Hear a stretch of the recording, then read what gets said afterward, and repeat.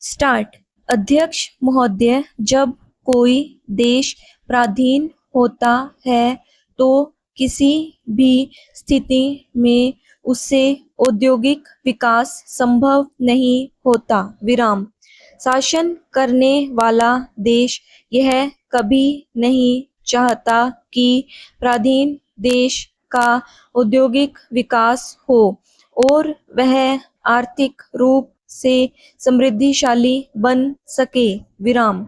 ऐसा होने से उसे अपनी प्रभुसत्ता बनाए रखने में कठिनाई पैदा हो जाती है और इसलिए वह चाहता है कि राजनीतिक रूप से पराधीन देश आर्थिक रूप में भी पराधीन बना रहे।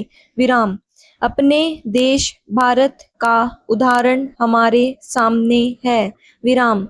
जब तक यहाँ अंग्रेजों का राज्य रहा तब तक उन्होंने यहाँ किसी भी उद्योग को पनपने नहीं दिया और इस प्रकार वह हमारी प्रगति के मार्ग में सदा ही रोड़ा अटकाते रहे।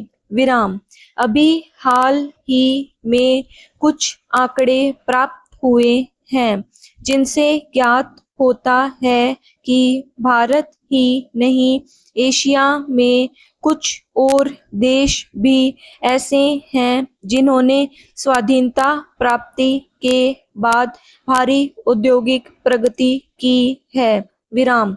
कोरिया भी एक ऐसा ही देश है जिसे भारत से कुछ ही वर्ष पहले आजादी मिली थी। विराम।